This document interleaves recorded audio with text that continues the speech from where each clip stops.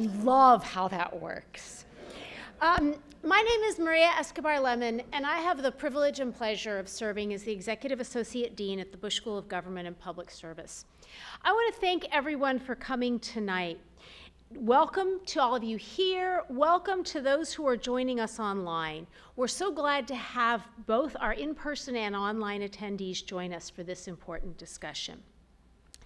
Welcome to the United States-Mexico Relations in a Changing World discussion, which is part of the Other Side of the Border, the Ties That Bind and Issues That Divide speaker series, featuring practitioners working on border, Mexico, and Latin America. Before we get started and I introduce some of the people you're going to hear from tonight, I want to take a quick moment and give a shout out and a special warm Aggie welcome to a couple special people who are here this evening. They include Mr. James Edge, Council Member and Mayor Pro Tem for the City of Bryan, Chairman of our very own Bush Advisory Board, Mr. Neil Bush, Other Bush School advisory members, I saw Mr. Royce Hickman earlier, thank you. I didn't see Mr. John Adams, Mr. Arno and Ms. Barbara Krebs, as well as a special welcome to Ms. Abby Spencer-Moffett, who is joining us online. Additionally, we have the pleasure of being joined by a number of former Mosbacher Commerce Department staff and others who served in President Bush's administration joining us online. Thank you so much for taking time tonight to engage with us. Tonight, we're going to hear from a couple of esteemed Latin American experts. The first being our very own Bush School Assistant Professor, Aileen Teague, who is the series organizer in collaboration with the Mosbacher Institute's Borders and Migration Program, which strives to promote evidence-driven research and public policy on migration and economic border flows. Dr. Teague joined the Bush School's Department of International Affairs as an assistant professor in the fall of 2020. She previously held a postdoctoral fellowship at Brown University's Watson Institute for International and Public Affairs. She earned her PhD in history from Vanderbilt University in 2018. And with a fun fact I learned, she was born in Colón, Panama, and traveled the world as part of a military family, and then herself went on to give distinguished service to our country as a member of the United States Marine Corps from 2006 to 2014. We are privileged to have her teaching classes on American history and U.S. relations with Mexico and Latin America. Her most recent book is Policing on Drugs, the United States, Mexico, and the Origins of the Modern Drug War, 1969 to 2000. With that, thank you so much, Aileen. I'd like to invite you to the stage to introduce your distinguished conversation partner for the evening.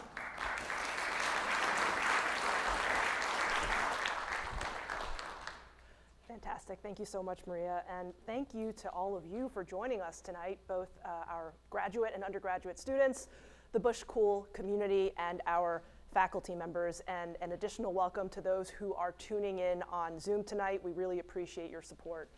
Before I jump into introduce our guest, Ambassador Garza, I want to express my gratitude to the Mosbacher Institute, especially to Miss Ann Lockett and Miss Jennifer Moore for doing all of the legwork to organize this event. These always turn out beautifully, and I'm very grateful to be a part of this speaker series and the organization of it.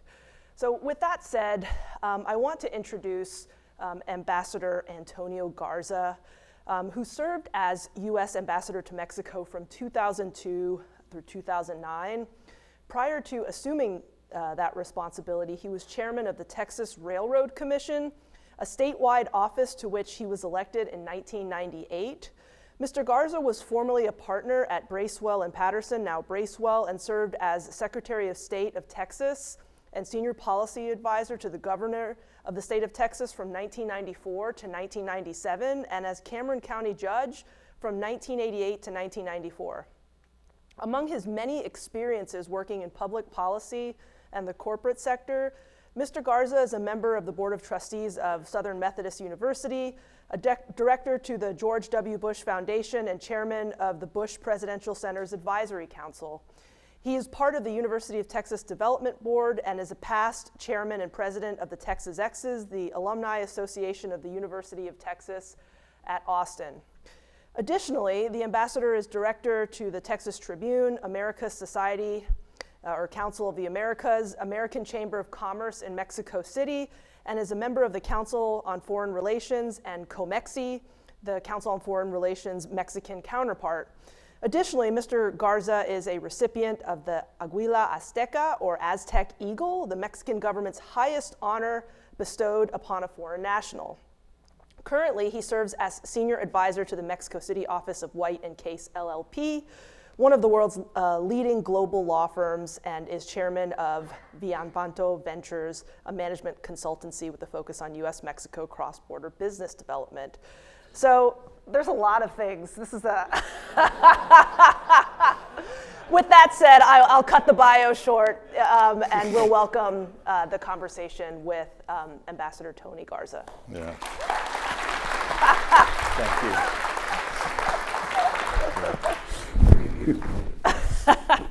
All right.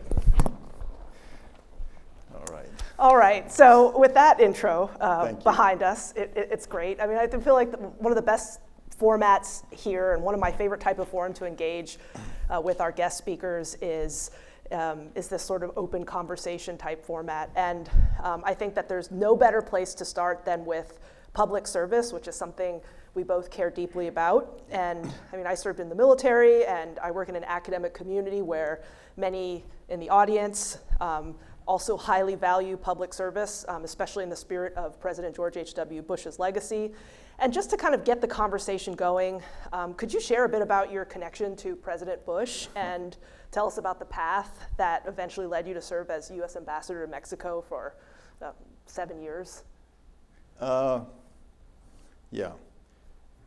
First of all, it's really a tremendous honor to be here. And I look around and I see some family and some friends, and it's a little intimidating. I've not done this sort of thing in a bit.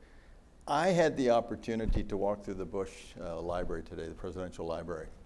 And it was not only inspiring, but really very humbling when you get a sense of the tremendous impact that the 41st President had on all our lives through his service and through his example, and the impact that he continues to have through the Bush School, through his legacy of service and example. I was touched by that, but I couldn't help but think not only had the former president and the 43rd president had a tremendous impact on this country, but for their role in my life, I probably would not be sitting here. I was introduced earlier, I don't see him, at a lunch for students. And he mentioned the public offices. He says, is there anything I left out? And I said, one of the things that you left out was those volunteer activities that I was engaging in before I ever entered public office. I'd been a volunteer coach, coached junior varsity basketball, age group soccer, worked with indigent and migrant individuals in the health center, did Big Brothers, Big Sisters, and that to me was service. I used to characterize it as a vocation. When I walked through the school here the first time and saw the characterization as a noble calling, I liked that, and that was very much the president. So I guess you can say that I don't remember a time in my public life before Bush. Had his bumper sticker on my notebook in 1980 at the University of Texas. And so very much a part of my life. I will also tell you that those activities that I was involved in as a volunteer, the coach and the health center and these sorts of things. But for that, I don't think I ever would have been approached to run for county judge at the age of 27 in 1988. As a Republican in South Texas, that simply wasn't something that was within the realm of possibility. And for 8 months, I knocked on doors and asked people to support me. Hi, I'm Tony Garza. I'd like to be your next county judge, and I'll tell you why. And a lot of it had to do with the sense of public service in the sense that the county needed change in leadership and a commitment to the sorts of values that I think one should bring to public life. little did I know that a few months later I would be the county judge. And 2 weeks later, the first note from abroad, if you will, was the note from H.W. Bush congratulating me. And a few months later, George W. Bush was at my swearing in. But that really was the start of a life in the public arena, and I think guided by a lot of the values that I think are very evident here at the school. And so it feels very good to be here. You know, I look back now, and we're looking at, you know, nearly 40 years since that first election. But it feels very much a place that I would call home, because I think I've tried to embrace the values of H.W. Bush and the 43rd as well. Wow. That was hard, because it really was. I mean, it's a really humbling place to walk to that library. It's a moving place. It sure is. Yeah. It sure is. Well, one of the reasons why, I mean, among others that we wanted to come and have you speak with us is to share some of your thoughts, especially about your experience, both now living in Mexico, but also serving as a U.S. ambassador in Mexico during a critical time in the bilateral relationship. And I mean, for the first time in decades, we're seeing U.S. policymakers bundle together issues like tariffs, migration enforcement, and security cooperation in our negotiations with Mexico. Do you think this integrated approach strengthens the bilateral relationship, or does it risk creating new tensions? Yeah, let me, just a little bit of background. I think I understand the premise of the question was that historically when we talked about issues like trade, security, and immigration, everybody sort of stayed in their own lane. Trade people would be talking with trade people, and they wouldn't be sort of cross-trading around issues, you know, in terms of the expectations from the host country. When I was posted to Mexico, I was nominated in March of 2002 and took, I guess I formally presented credentials in November of 2002. It was a little after September 11th, which had been a year or so earlier. And there was a real urgency around all those issues. And a recognition that while we had done some trade things with Mexico very effectively, we really hadn't done the security and, I'm going to say immigration, but immigration as related to the movements of people and things that we needed to get a sense of who was coming through Mexico and might come into the United States. And so the notion that we would talk about this bundle of issues somewhat relatedly, there was just an urgency around it. So I was not a career person. I was a political appointee to the office. So I didn't have that long sort of historic mindset about the way issues should be compartmentalized and only talked about trade here, security here, immigration there. I saw them more as a package of issues. And I think it worked for us because while we had, I think, a good trade relationship with Mexico, the truth of the matter was that on something as basic as intelligence, which I know there are many students here that study intelligence, we really didn't have the plumbing, if you will, or the capacity for the exchange of intelligence that would be actionable. And by that I mean we had gotten very comfortable with Mexico exchanging information. We had gotten to the point where there was intelligence within certain kind of vetted units or comfort level. But the only kind of intelligence that was going to be really relevant to the or the counterterrorism efforts was going to be intelligence exchanged in real time. And the ability to do that means building a very high level of trust and a very high level of capacity with the host government. And so that intelligence was important. While it wasn't necessarily immigration, the ability to track and get a sense of who was moving through the country was very important, and building that capacity with a host country. Even things as what's seemingly basic as advanced passenger lists, pre-clearing lists of passengers that were boarding planes in Mexico and coming into the United States was something that had never been done.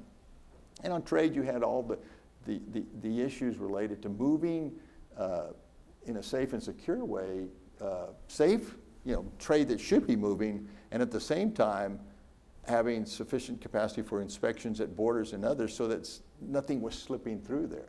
So we were always talking about those issues somehow related to each other. So I don't remember a time before that. I think the question now is asked in the context of, as you fast forward these 20 years, is that there's a sense that the administration is using trade issues as excessive leverage to get things unrelated to trade. And we can go into that conversation, the impact that that has and how it's perceived in Mexico. But the truth is this administration has taken the tariff stick and wielded it in ways that are related to immigration and security. It's not that those issues were never talked about, or from my perspective, somewhat relatedly. It's just that it's much more transparent and transactional. And for the host country at times, whether it's Mexico or other countries, they don't see that it really is, there's any reciprocity related to what is given up. They're simply threatened with a tariff. So I think that's probably the context that you asked it in. I always saw them somewhat related because, and maybe Mexico is a bit of an outlier in the sense that we are so integrated with Mexico by virtue of that border and the trade agreements that we've had with Mexico now 25, 30 years, that they just seem to be easily discussed in the same conversations. Or that was my perception. Absolutely, but just to follow up on that question then, I mean, there's clearly something different that's occurring now with using this economic leverage in order to make gains or acquire certain concessions from the Mexican government. And, and nothing super deep or long, but how has, from your observations, I mean, has this weakened the relationship, weakened the ties, weakened sort of the spirit of the relationship, or is this just something that, to an extent has been done in different ways at different moments in time, and it's not something that's just accepted with the current administration? That's a good question, and I will tell you, it's a hard one for me to answer because I think Mexican leadership has always recognized that there was a dissymmetry in our relationship, that the United States really had the strong hand in most of the negotiations that we had with Mexico. At the same time, I think they felt that there was a certain, kind of, civility is too strong a word, but less of a transactional, less of that very transparent, overt leverage being exercised vis-a-vis them. But with that said, I think that if you look, certainly in North America, there is also a sense that the Mexican President Sheinbaum has done a very good job in terms of positioning the country, has done a very good job in articulating what is important to her, where her red lines are, and if you might say, by comparison with the way this administration has dealt with first Trudeau, initially Carney was getting a little bit better sort of treatment, and now Carney's kind of on the hot seat with this administration, that Sheinbaum, the president of Mexico, had kind of carved out sort of a privileged position vis-a-vis this administration. And even if you look at, for example, the threatened tariffs, I think at one point it was 25% on supposedly everything. If you got down into it, it was 25% on that, other than that which was already covered by USMCA. So the effective tariffs on a lot of things never really changed. And so I think sometimes that what we see and what businesses were occasionally reacting to was what I would tell clients was, be careful about reacting. There's going to be headline volatility, but strip away the headline for one moment and do the analysis as to how it's actually impacting what you're moving and what you're doing. Now, that it creates uncertainty, which is detrimental to longer term investment, without a doubt. But that Mexicans have kind of accommodated the new volume, if you will, I think they've done that pretty well. And they've also gotten much more sophisticated about reading between the lines of U.S. politics. When I went down there in 2002, and I know you wanted this to be a short answer, but I'll try not, and I'll try not to do I remember whens too often. But in 2002, if Colorado Congressman Tom Tancredo said something that sort of was just, perceived as very extreme, it would be above the fold. For you younger people, there used to be these things called newspapers, and they were printed. It would be something that would be above the fold, and we'd be reacting to it. Now Mexicans are much better about realizing that that's part of the political sort of theater that's oftentimes engaged in. So I think they've managed this period very well. I'm less concerned about the trade relationship, because I think we'll get there. I think Mexico's challenges are really domestic. I don't think they have enough of a competitiveness agenda, and I think that ultimately is going to make their capacity for growth and competitive domestically more of a challenge. Okay.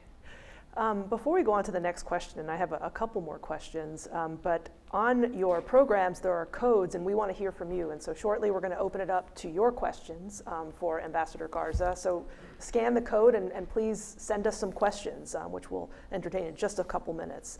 But I want to move on to security next, because over the past year, Washington has increased pressure on Mexico to take decisive action against the drug cartels, including proposals that could involve some form of U.S. military presence on Mexican territory, or at least allegedly. That might be like headline volatility, as you said. But these demands have been paired with repeated warnings from the White House that the status quo, what we've been doing or what Mexico has been doing is no longer acceptable.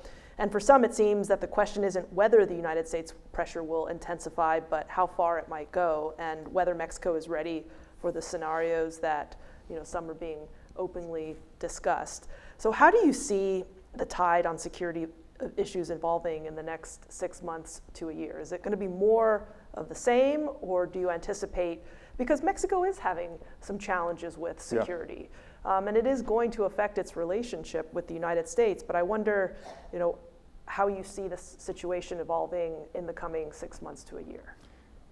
Well, I think actually the current administration has done a much better job than their predecessor.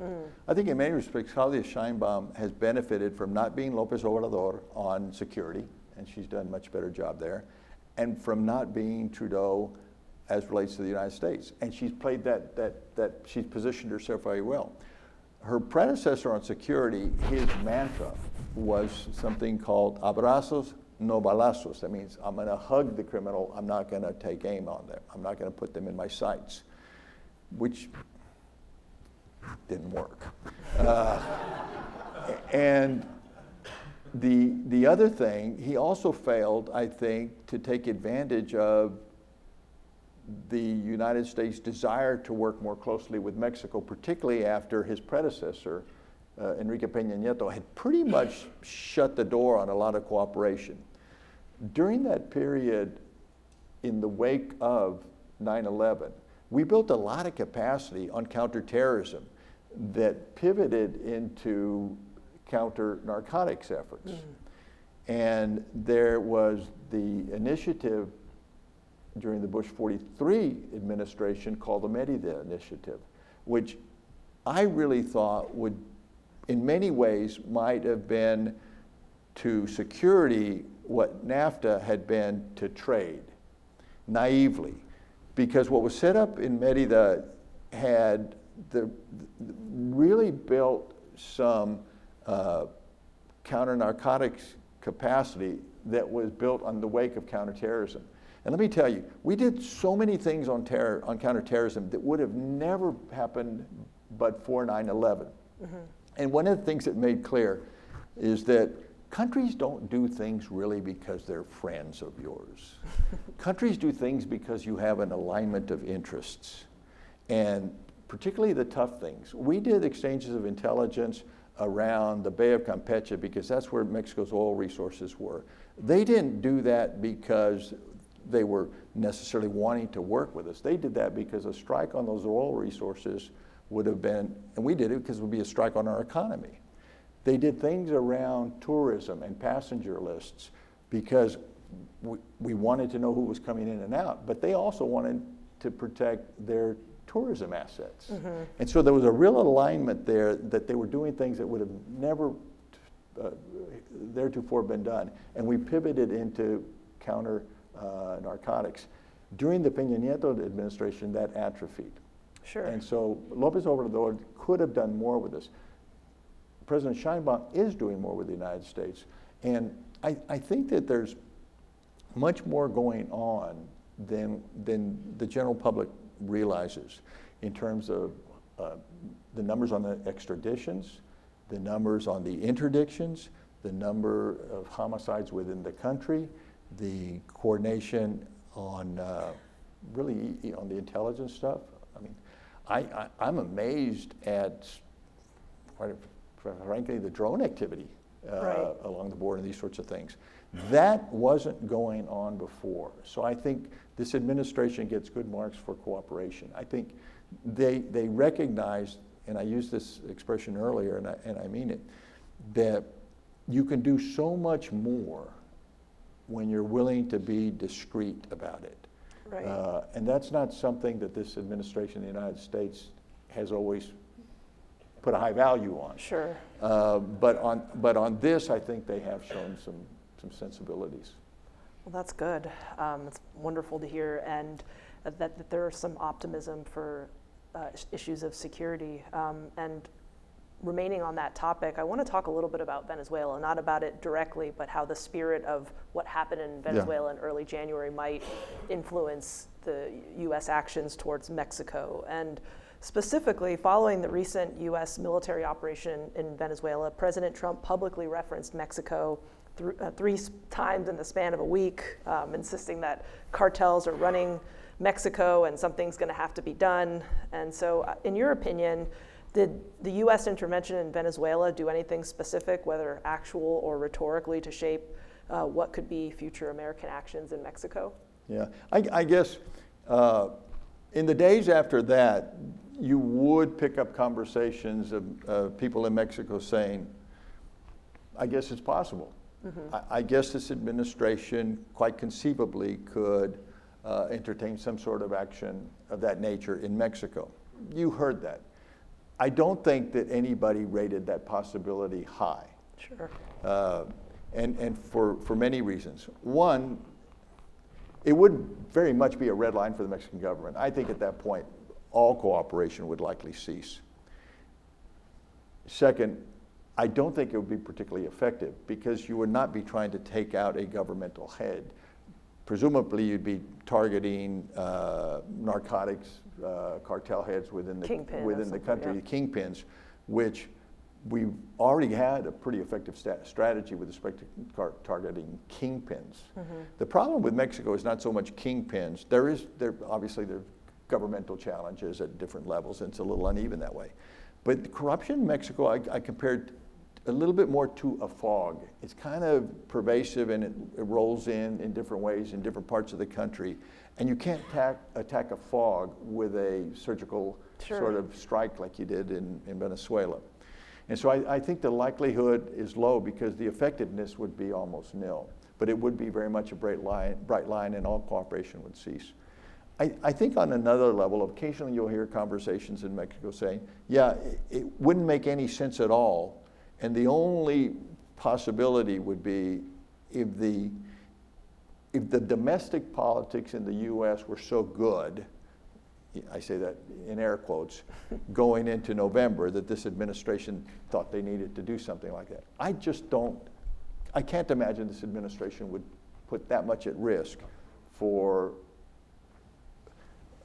a theoretical political gain. And I don't think the political gain would be there. I honestly don't. So yeah, it gets talked about in the wake of Venezuela, but not in any real sense. I think the missed opportunity on Venezuela for Mexico and other countries was perhaps a year, 2 years, 3 years ago, Mexico and other countries within Latin America should have shown more leadership Absolutely. in terms of getting Maduro out of there before it was necessary for the United States to do what they did. And there's no doubt, Maduro was a bad guy. It's not somebody you wanted there. The big question now is what next? At what point are you going to see open and steps towards democracy in Venezuela? And that's a little different challenge. Of course. It would have been nice to see more of a multilateral response to prevent. But it also speaks, and we're not going to spend a lot of time on this, but I think one of the big deficiencies of the current administration's foreign policy is their lack of appreciation for America's role in the world in terms of building alliances and sharing objectives and getting things done under the sort of driven by values with allies. It takes more patience, but it's certainly more effective. And I think had we done more in Latin America, I think perhaps they could have been there. I don't know. I mean, you go to this library next door and you see what the Gulf War and building coalition. It was patient, and it took some time, and it took some leadership, and it took a very clear strategy, and ultimately that's why it was successful.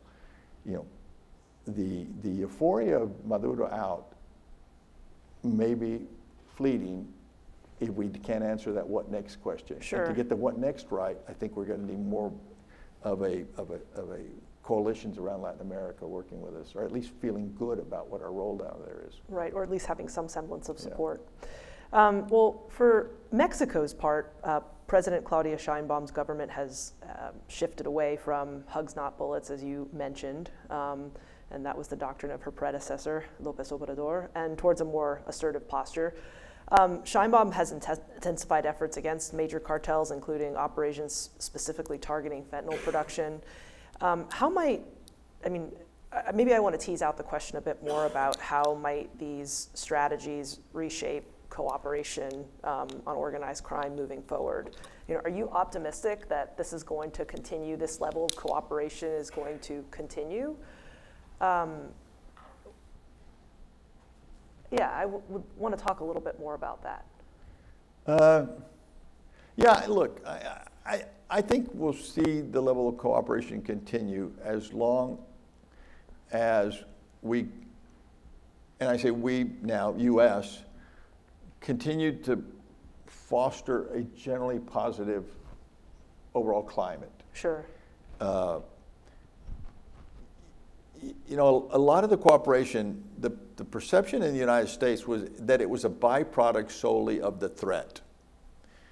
Perhaps it happened more quickly with a bit more urgency because of the threat. But within Mexico, they were very concerned about security and the role of cartels and these sorts of things. And so many times in the United States, or even amongst the political commentariat, actions that Claudia Sheinbaum has taken to address security or human trafficking are perceived as concessions to this administration in the U.S., when in effect they are things that her own public and populace wants to see done. Sure. It would be hard to suggest that a woman in the presidency of Mexico enjoys 60+ popularity ratings based on the fact that she's perceived as giving in to the United States president. So you have to say that a lot of that is because there's an alignment on these sorts of things that are important. So I think the cooperation continues because it's something that President Sheinbaum recognizes that her country wants. I think it's important that we recognize that that's also a byproduct of let's work with Mexico on these trade issues. Mm-hmm. Let's work with Mexico on these investment issues. Let's work with Mexico on things so that there continues to be that alignment. We benefit enormously from a safe, secure, and prosperous Mexico. Can you imagine what it would be like to have a Venezuela on our border? We benefit enormously. So I think we have to continue to recognize that. And so I think that the cooperation will continue as long as we work at managing the environment. The bigger challenge maybe for President Sheinbaum is that the Morena party, which is her party, is such a dominant party in the country. And it's a dominant party that she does not have nearly the level of control of that her predecessor. So as her party starts to splinter, as she goes into their own interim elections in Mexico, and the party starts to splinter, I think your challenge is going to be more domestic, keeping her own party together. And as a practical matter, there's very little opposition party. So it's not as though there's a natural sort of coalition out there waiting for her to graft onto the support that she has on Morena. If she can't keep her Morena party together, it's going to be very hard for her to push a domestic agenda. And then I think some of the cooperation may start to break down a little bit. So it can happen by virtue of her domestic weakness, if that comes into play during the interim, or if we do something to undermine the overall sense that the environment is positive. And look, going into USMCA, you know, as recently as a week or so ago, 2 weeks ago, the administration in Washington was saying, I don't even know if we need an agreement. Well, that's not helpful. That's not unlike the typical opening gambit in terms of their negotiation postures, but it's not helpful. And then more recently, I think she very shrewdly stepped away from continuing to want to send oil to Cuba and said, we're not going to do that. We're going to maybe some humanitarian aid. So there's a lot of things coming into play when you overlay the sunset of USMCA for July, which is the trade agreement, with the interim elections of November, with everything else that's going on in the world. Absolutely, but you don't see, I mean, because this is what this question came from, and we talked a little bit about it earlier, that there is any sort of oncoming red line from the perspective of President Sheinbaum, in that she's going to be under too much pressure from the United States to address security issues, to address issues of corruption that put her in conflict with her own party. I mean, do you think there's going to be a moment where she'll say, kind of say uncle and say that, basically I can't do this because this is ruining my own domestic, sort of support and consistency? I don't think she's there or anywhere near that yet. Okay. I think the Mexican people continue to want to see on these large, 20, 25, 30 individual extraditions at a time. That was unheard of just a handful of years ago. And I think Mexican people say, great, get them out of the country. The cooperation on the interdictions, I think the Mexican people are saying, great, let's go after these. It gets a little tougher for her to go after some of the political corruption because much of that may be within her own party. Right. Much of that may be associated with her predecessor. And so I don't think there's any red lines there that she hasn't been able to manage and manage well. And they are perceived somewhat in response to the U.S., but I think they're things that align well with Mexico. The red lines would be a military intervention in Mexico, a U.S. military that would be a bright red line. That would be a line that would be just, there'd be a cleavage within her party. I don't think she could withstand it. That's the kind of thing, and that's why I don't think this administration in the U.S. would do that. Would do that, okay. Well, I want to ask one more question, especially as we're undergoing. I know I go on too long. I would try a lightning round. Try asking me yes or no questions. I won't answer them, but try. I'll try. That'll be round 2. But the renewing of the USMCA, which is occurring as we speak, and this is the United States, Mexico, and Canada agreement, preparing for a review this year. What do you see as the most significant obstacles? I mean, this is what everyone is sort of watching, especially amidst tariffs issues. And I mean, is this going to reshape the relationship in some way, or are you optimistic that the process is going to go smoothly? Is it going to be done by July as we hope? Wait, slow down. Am I optimistic? Yes. Am I optimistic the process will go smoothly? No. Will it be done by July? Unlikely. That was my version of a lightning round. Yeah, okay.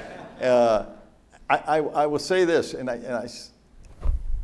that the way I've characterized it, and a couple of people have heard me say this today, we've had takeoff. The plane has taken off. I assure you the plane will land. It's going to be a heck of a ride in between. And that's just the nature of these things, particularly with this administration. I don't know that we can land it by July. And that's kind of the first date out there. And if we don't land it by July, I think it may kick over to to the new year beyond the November elections. I think it would be in the administration's best interest to do a couple of things by July. One is get USMCA done with both Mexico and Canada and do it as a review so it doesn't have to go to Congress, because if it has to go to Congress, it gets really tough.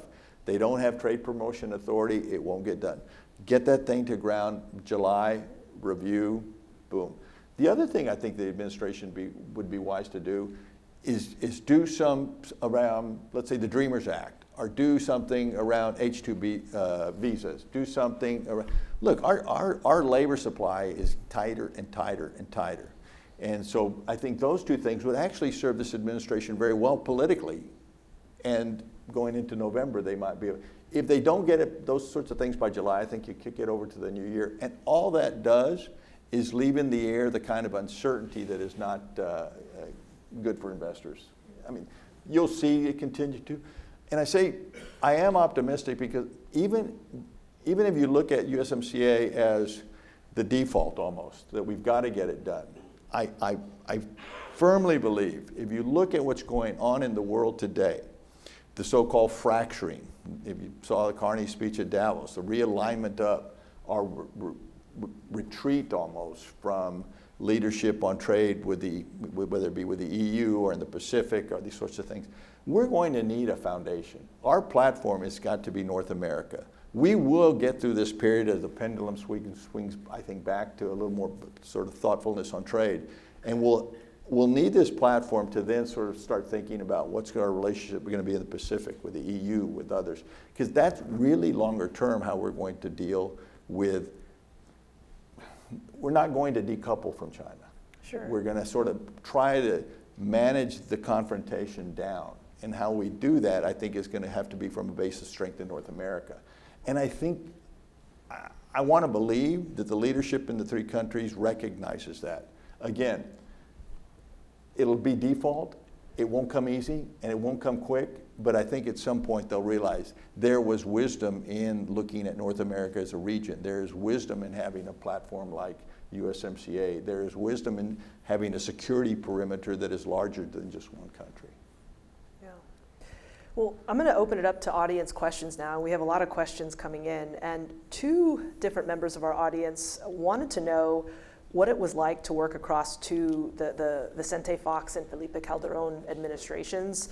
I mean, one question characterized it as quite a tumultuous period in Mexico's history, which you may or may not agree with. But I mean, was there a difference, a measurable difference, working with each of those presidents? And I mean, could you situate your time as ambassador, like working in that period, that unique period of time when the PAN, the National Action Party, was in the presidential palace? Yeah, I really enjoyed. Vicente Fox was a large sort of personality, large charismatic individual. He had won the presidency after 80 years of PRI rule. Big strapping fellow, he liked the big stage. Didn't like details much. And so he was a little harder to engage. He really was. And curiously, he was much more of a nationalist than I think people appreciate. In that he didn't like to engage, he really didn't, he didn't have nearly he had an affinity for all things U.S. He had gone to school here. I think he'd spent some time in Ohio, these sorts of things. He'd worked for Coca-Cola. He was marketing guy at Coca-Cola. But the hard decisions sometimes, I think, were tougher for him. So it was hard to engage with him on security stuff outside of the absolute got-to-dos. And I must say, on all the counterterrorism stuff, he was very good. Felipe Calderón, on the other hand, was, you might say, much less charismatic, but really into the nitty-gritty of the details of Mérida and getting it done. I'll tell a quick story. In anticipation for his meeting with George W. Bush, President Bush, the 43rd, he and I sat down for dinner, and he was asking all the right questions. What's he like? How do I talk to him? This, that, and the other. And I said, he's a Texan. Be direct, be honest. Tell him what you're thinking, put it on the table with him. He says, good. He tried a couple of lines out on me. I said, great. When when he pulled them out, I realized not only did he appreciate what I was trying to say, he had a sense of timing. At one of our meetings, and this I'm not sharing anything out of school, it's been written about. George W. Bush asked him, he says, "What do you need?" And Felipe Calderon says, "If Jack Bauer's got it, I need it." And I just thought, wow. At that point, I was worried that maybe your brother wasn't a big TV guy. He might not, but he picked up on it immediately. And I just thought, this guy gets it, and he was direct. And as they were leaving, President Bush says, we're going to get it done. And then President Calderon says, I need you. We need to partner on this. And Bush says, if you're in, I'm in. And Calderon says, I'm in. And it was just, there was never that kind of click. And you may think these are nice sort of anecdotes, but they really spoke to the level of directness and the level of commitment that was necessary to get our Congress and his leadership to get behind something like Mérida and to build on the momentum that was there in the wake of the counterterrorism stuff. Very different men. But I really have a tremendous amount of respect for what Vicente Fox did politically, turning out the PRI after 80 years. But in the day-to-day of trying to get things done, of dealing with the narcotics and having that relationship work in the nitty-gritty, I really thought the world of President Calderon. One issue that we really haven't dug into too much tonight is that of water and energy issues. And I mean, this is something that kind of perennially comes up, but some would argue doesn't receive as much coverage or attention as issues like immigration and security and such. And I'm wondering, and one of our members of our audience mentioned the just Colorado River issues and water scarcity in the state of Baja California. This is the state near our state of California. And so I wonder what areas, if you can identify areas that you think are ripe for cooperation in water and energy issues, especially since it's such a domestic issue in many parts of Mexico. Yeah, well, I mean, they're all ripe for a lot of cooperation. I think if you look at energy, for example, Mexico did some energy reform a handful of years ago. Well, more than a handful, I guess it was in the Peña Nieto administration. And then basically, for every 2 steps forward, they took a step and a half backwards. The energy investment in Mexico is somewhat at a standstill. This new administration has started, I think, if nothing else, to appreciate and recognize the need to expand investment in Mexico, or this growth that they're seeing in manufacturing is going to come to a quick halt. I mean, you can't power it unless you can power it. In Texas, we're somewhat the beneficiaries of that, and that we're, 4.5 or 5 billion cubic feet. I mean, we're exporting a tremendous amount of natural gas to Mexico. But if you look at northeastern Mexico, the same basins that are huge producers in the United States likely are part of northeastern Mexico, and they're simply not being produced. So there's a lot that could be done in terms of energy if they would just open it up to more investment. And that, I don't see a lot of movement there. I'm starting to see the kind of talk that you had in Mexico that was sort of the prelude to the first round of reform. Maybe they'll get there again. Maybe it'll be a year. I don't know. On water, same thing. There's not a lot of long-term thinking about water in Mexico. Last summer, for example, in Mexico City, they said 0 day was June 1st, and there was some real concern being expressed about, can you imagine in a city of 20 some odd million, if parts of the city are no longer getting water, what kind of social unrest, what kind of havoc that could wreak? And if you asked people what's the strategy, and I'm not exaggerating, they said the strategy is prayer. And about 2 weeks before 0 day, it started to rain and it didn't stop. Now, that's a strong argument for prayer, but that's not really a policy. And too many times it seems, even along the river, I grew up in South Texas, and we've had these challenges with Mexico over water forever, and they've seldom delivered. And more often than not, it rains. I mean, not all the time, but more often than not. And so that almost always buys you time. But unless you get water right around that whole stretch and in the central part, that's going to be a major issue. If you don't get energy right, that's going to be a major issue. I don't know how, for example, they've started to talk about database strategies. Well, if you can't power them and you don't have the water, all you've got is the land. That's not a database strategy. Mm-hmm.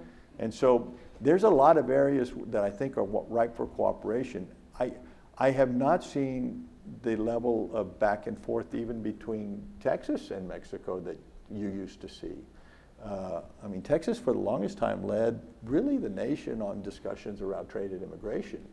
I don't see us doing that as much. Now, Texas business, I think, gets it. Yeah. But I don't see the Texas leadership as doing it nearly to the extent that they once did. And in northeastern Mexico, I think there's a little bit of a pullback. So I think there are a lot of areas that are ripe for cooperation. But first and foremost, let's get that trade agreement back in place. Let's, I think in the United States, let's start to be realistic about the way we address some of our labor issues around immigration reform.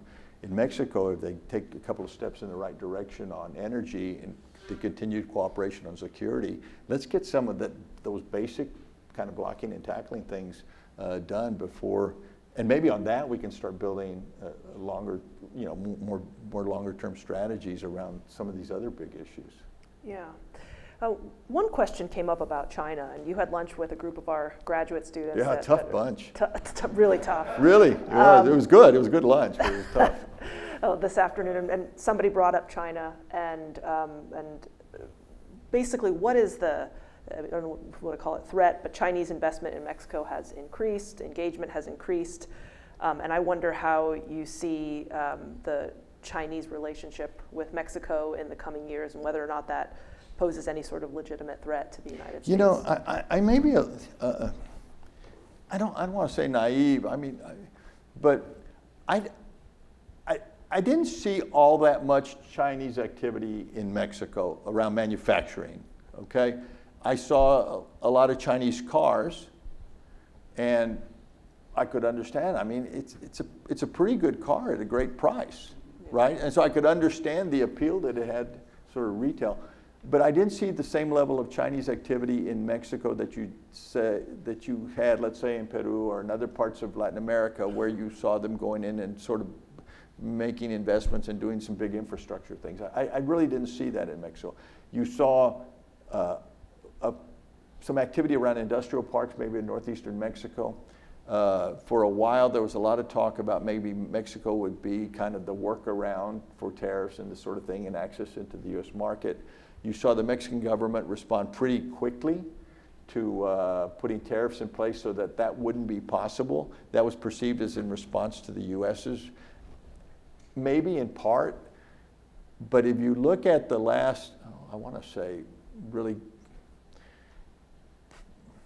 probably in the wake of, probably through the mid-90s forward, Mexico and China are not really complementary. They're kind of competitive in the sense that all those things that Mexico was doing around sort of the lower, I say lower kind of lower value or lower skill manufacturing, the textiles and the some of the lesser skill type manufacturing, China came in and ate their lunch on that.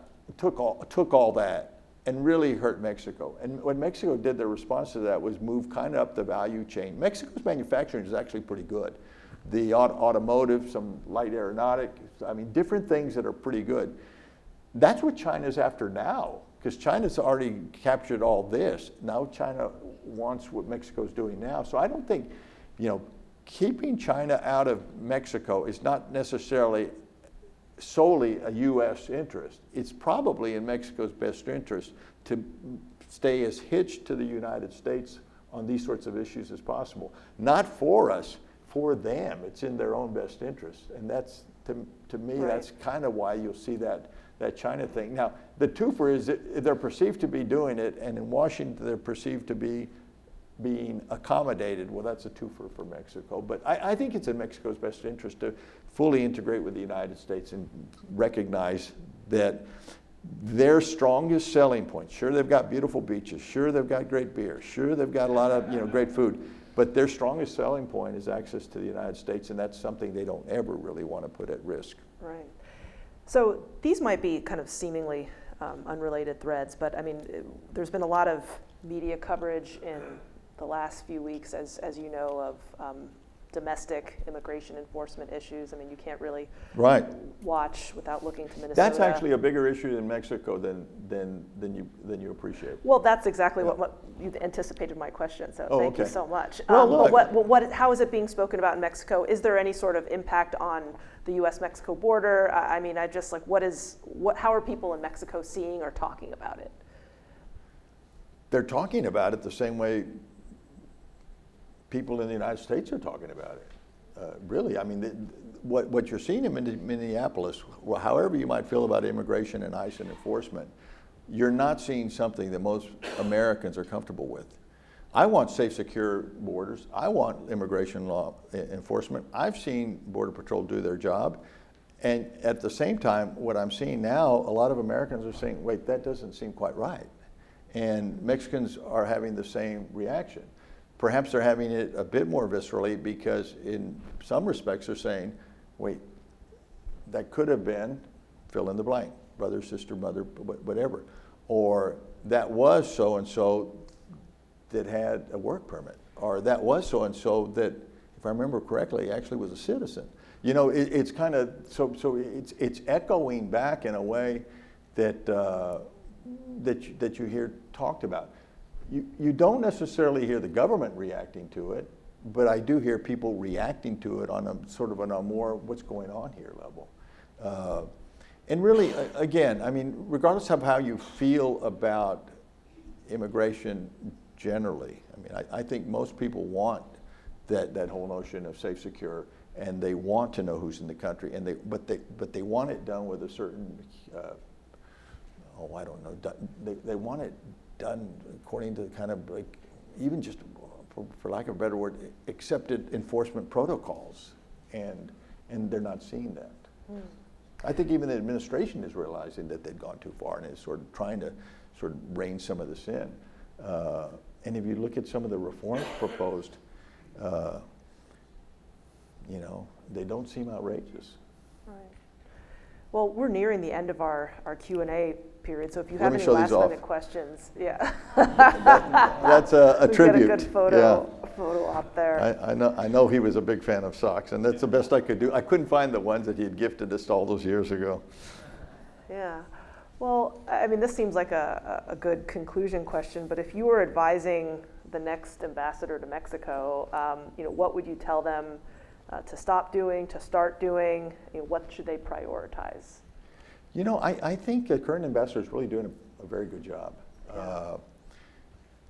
I don't know Ambassador Johnson well, but he is working with a high level of discretion. He obviously knows the security issues. He clearly understands the intelligence issues. He has gained, I think, the respect and trust of his interlocutors. Mm-hmm. And I think he's doing a very good job. I personally feel that I've benefited tremendously, and I may have been, in some respects, I think every ambassador since me has had a much tougher job. I had the benefit of a president that I knew well and I felt a very comfortable alignment with. I had two secretaries of state that were very responsive and always at the National Security Council. Tom Shannon was amazing. And so at the Mexico desk, Roberta Jacobson, who was later one of my successors. Yeah. It's like, for me, the stars all lined up in terms of the talent and commitment and started at the top. So in that sense, no matter how difficult the issues were, when you have that alignment from the White House to state to the intelligence down to your office, it works. Where you don't have that, it's a lot harder. So I guess part of my counsel would be, obviously, get smart on the issues, but appreciate not only your interlocutors, but the team that is within state. And I know it seems very much in vogue to talk about deep states and to be critical of people in government. There's a lot of very good, very talented people in government that simply want to do right each and every day. Don't be dismissive of those people. They really are every bit as patriotic and as caring and wanting to do right as anybody you've ever met. Make them part of your team. I think that's what I would tell the next ambassador. Yeah, that's fantastic. Well, thank you so much. I think that seems like a fitting note to end on.